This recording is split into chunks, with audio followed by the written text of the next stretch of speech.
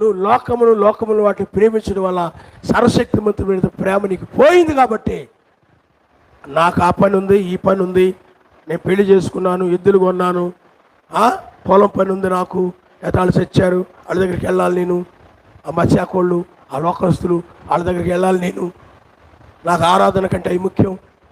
ఏమ్మా ప్రార్థన? నాకు ముఖ్యమైన పని అండి. ఏది ముఖ్యం నీకు? నరకం నుండి ఉగ్రత నుండి తప్పించుకోవడం నీకు ముఖ్యమా? ఏమండి, మధ్యాకాశంలో ఆయన కలుసుకోవడం ముఖ్యమా? లేకపోతే లోక కార్యాలు ముఖ్యమా నీకు? హల్లెలూయా, హల్లెలూయా. ఇవన్నీ ఆయన చూస్తూనే ఉంటాడు. నువ్వు నన్ను ఆరాధించడానికో విశ్వాసాలను ఆరాధించడానికో రావట్లేదు ఇక్కడికి, ఆయన్ని ఆరాధించడానికి.